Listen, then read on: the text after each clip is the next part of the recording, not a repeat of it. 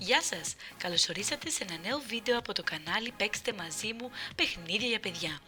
Επιτραπέζιο έχουμε σήμερα, την Μπέτσι στο κοτέτσι, έτσι είναι η ελληνική ονομασία αυτού του επιτραπέζιου παιχνιδιού.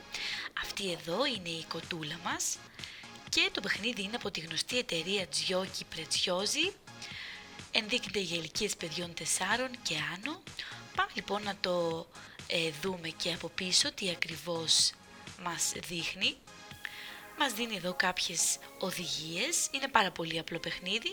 Το μόνο που έχετε να κάνετε είναι να πιέσετε τη θήκη με το αυγό προς τα κάτω, να πιάσετε το αυγό στον αέρα, έτσι ώστε να μην ξυπνήσει η κοτούλα. Αυτή λοιπόν είναι η κοτούλα μας και αυτό εδώ είναι το σπιτάκι της. Εδώ έχουμε λοιπόν τα αυγά μέσα στις θήκες και αυτό που πρέπει να κάνετε είναι να πιέσετε προς τα κάτω την θήκη.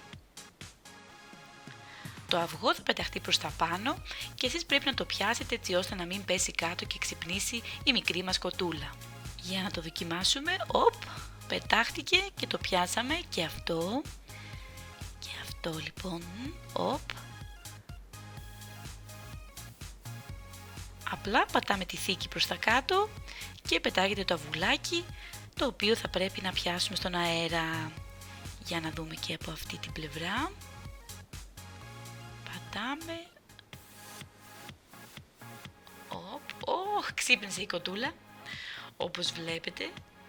Είναι πολύ απλό αυτό το επιτραπέζιο, αλλά αρκετά διασκεδαστικό, γιατί δεν ξέρεις σε ποιανού την σειρά θα ξυπνήσει αυτή η κοτούλα.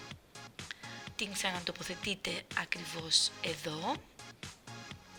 Βάζετε και αυτά εδώ τα πιαστράκια και ξαναρχίζετε το παιχνίδι βάζοντας πάλι τα αυγά στις ειδικές θήκες που έχει. Ένα πολύ ωραίο επιτραπέζιο, θα γελάσετε πάρα πολύ, να το παίξετε φυσικά και με τους φίλους σας.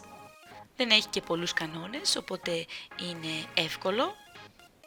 Έχει και αυτή την κότα μέσα που τη βρίσκω εγώ προσωπικά πάρα πολύ αστεία με τα μεγάλα της μάτια. Αυτό ήταν λοιπόν το βίντεό μας, ελπίζω να σας άρεσε.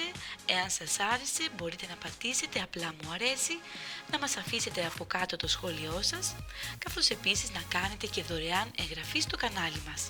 Μην ξεχάσετε να πατήσετε το ειδικό κουδουνάκι έτσι ώστε να σας έρχονται ειδοποιήσεις κάθε φορά που ανεβάζουμε ένα καινούριο βίντεο. Θα τα πούμε λοιπόν σύντομα, μέχρι την επόμενη φορά και ένα καινούριο βίντεο. Γεια σας!